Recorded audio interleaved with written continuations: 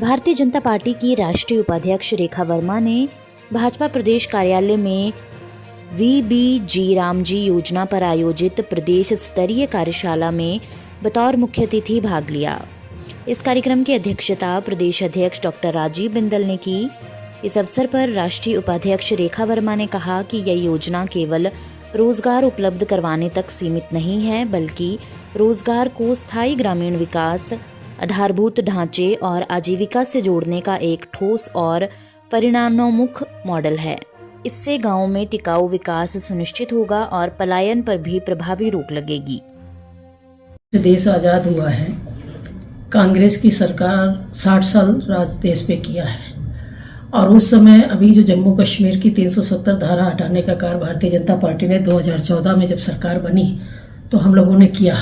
उस समय अगर सरदार पटेल जी को देश का प्रधानमंत्री बनाया जाता तो शायद जम्मू कश्मीर जैसी समस्या नहीं होती। और लगातार 2014 के बाद में चाहे राम मंदिर हो, चाहे 370 धारा हो, ऐसे बड़े बड़े निर्णय हमारी सरकार के द्वारा लिए गए।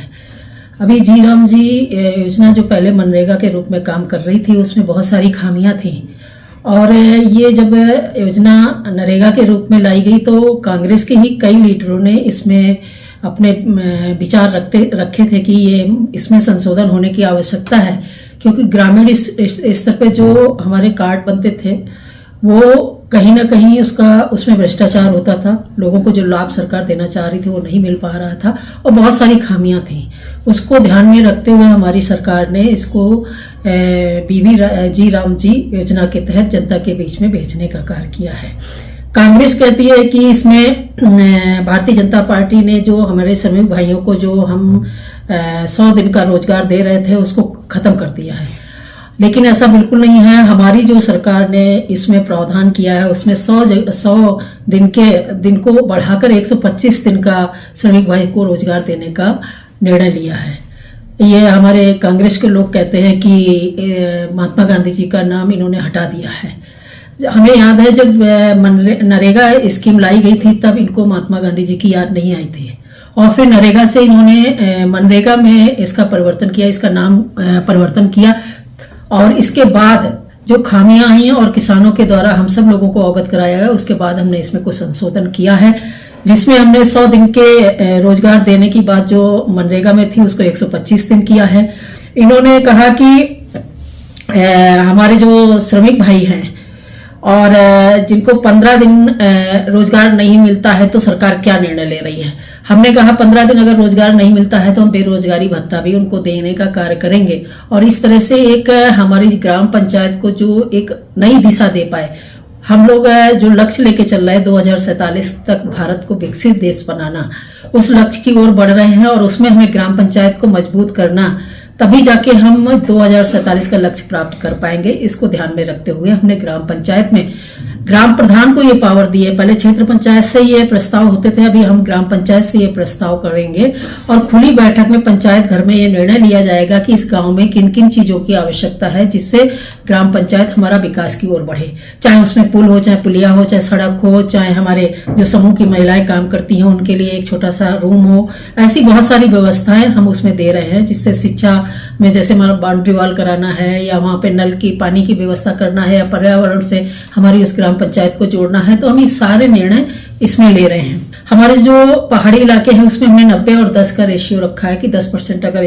राज्य की गवर्नमेंट खर्च करती है तो उसके बाद पूरा पैसा केंद्र देगी। ऐसा भी एक प्रावधान इसमें रखा गया है। बहुत महत्वपूर्ण योजना है, लेकिन निरंतर कांग्रेस के द्वारा इस योजना को गलत तरीके से लोगों को भ्रमित किया जा रहा है कि इस योजना को बंद किया जा रहा है, गांधी जी का नाम हटाया जा रहा है। भाई आज की तारीख में आप देखिए कई ऐसी योजनाएं हैं, कई ऐसी सरकारी संस्थाएं हैं, हवाई अड्डे हैं, ऐसे सब गांधी परिवार के नाम से हैं। आपने देखा होगा 450 ऐसी योजनाएं और सरकारी संस्थाएं हैं जिनमें जवाहरलाल नेहरू जी का और राजीव गांधी जी का, इंदिरा गांधी जी का नाम है। आज नरेंद्र भाई मोदी जी जिस तरह से 14 से लगातार काम कर रहे हैं, आपने देखा है कि प्रधानमंत्री जी ने